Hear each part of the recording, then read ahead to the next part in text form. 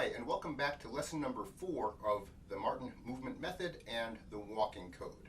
If you haven't watched the previous lessons, go ahead and go back and do that now because those are a prerequisite for this lesson. In this lesson, we're going to cover the core techniques of reach and reach back. These are the first two core techniques that we're going to see that use hip extension. Let's begin in our shoulder width stance with the feet turned out about 30 degrees like we did in lesson number 2. And we're going to perform set, moving in opposite directions. Again, we have flexion of the right hip, torsion on the left when we have shifted over to the left leg. This is the core technique of set, as we've covered before. Now what we're going to do is change set to the core technique of reach. In reach, we have extension of the active hip and torsional rotation on the opposite side from that active hip. So it's similar to set with the exception of the extension rather than flexion of the active hip. So as we do set, moving to the left, what we're going to do is extend the right hip instead of flexing it. And that is going to extend the palm of the hand outward. Try to keep it relaxed and you will feel this natural motion as the hip extension takes this movement and changes it to this movement. The reason for this is because of the rotational nature of the hip action. When we're flexing the hip, even if we can't see it, we're creating a rotation backwards towards that flexing hip. And so as we're performing set, we're really accepting this rotation of the upper torso into this flexion of the hip, which is rotating. So it allows my hand to just continue along the circle towards that flexing hip. When I'm extending the hip, what it's doing is rotating in the opposite direction. So it's creating a force moving away from this hip instead of a force moving towards this hip. That extension and the rotation away from the hip projects the hand and the body away from the hip.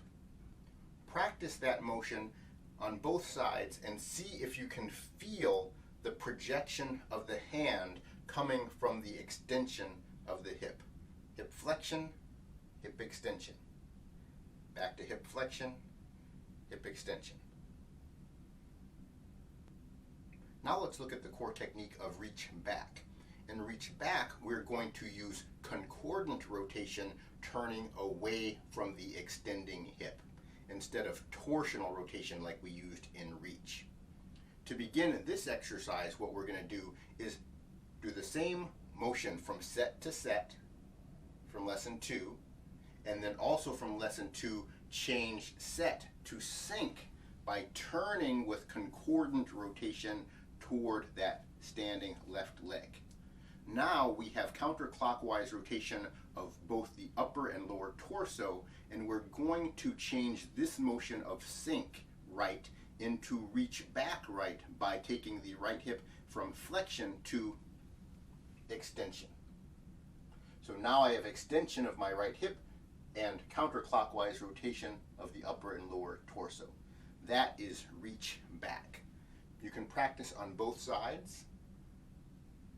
Set, sync with clockwise rotation, and then reach back. Clockwise rotation of both upper and lower torso, extension of the left hip. That's the core technique of reach back. The peripheral joint actions in reach are going to be flexion of the knee on the side opposite the extending hip, which would be flexion of my left knee in this situation, and plantar flexion of the ankle on the side opposite the extending hip.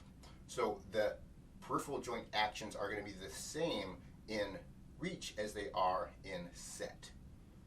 Flexion of my left knee, plantar flexion of my left ankle. The peripheral joint actions in reach back are going to be flexion of the knee on the side opposite the extending hip and dorsiflexion of the ankle on the side opposite the extending hip. So when we get to this position here and we do reach back, we have flexion of my left knee and dorsiflexion of my left ankle. What you may have noticed in this exercise is we can do any of the core techniques from either a standing leg hip or a free leg hip.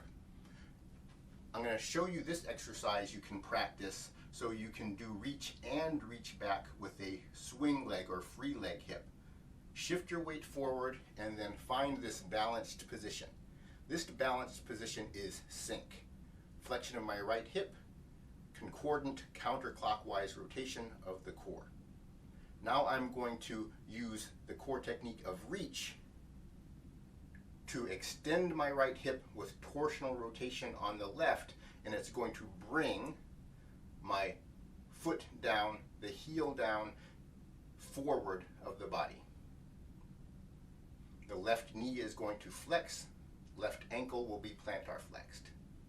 Now go back and do the same position, balanced on one leg in sync.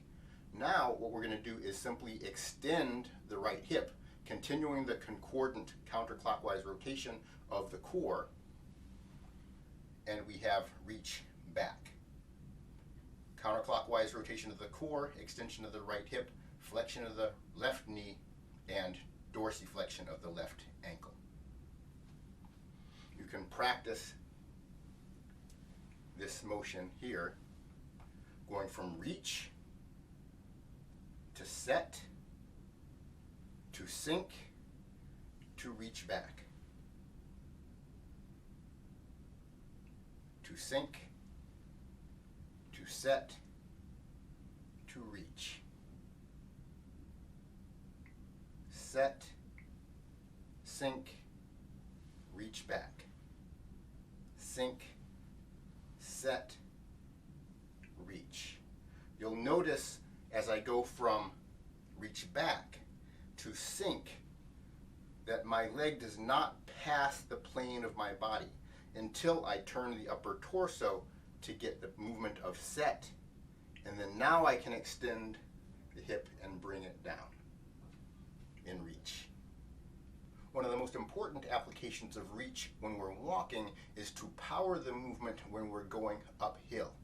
When we're on flat ground, all we need to do is flex the rear hip to shift forward in set. But that does not work when walking up a slope where we have to move the center of mass forward against gravity. In that situation, if I'm moving uphill, I have to extend the rear hip with torsional rotation on the left. And that is going to be the core technique of reach. That's going to allow me to shift forward up a slope. You'll notice on flat ground when I do that, instead of a smooth shift, you'll notice that it raises the body up a little bit. This is what's going to happen as you're moving up a slope.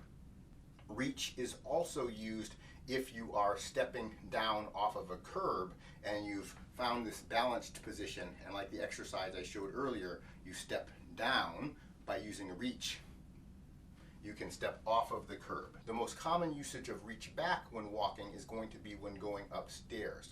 Here we're actually going to use the standing leg hip to extend, and we're going to use concordant rotation turning away from that standing leg hip to pull the leg up.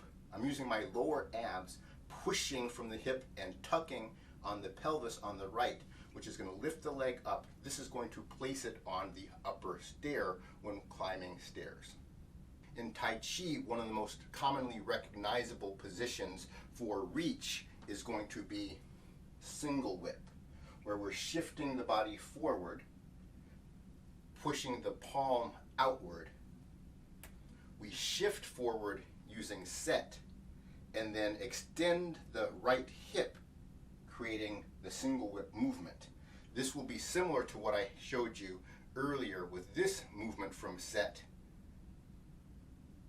to reach. In the Tai Chi movement, we're doing a similar set to reach. An easily recognizable form of reach back in Tai Chi comes after this movement here.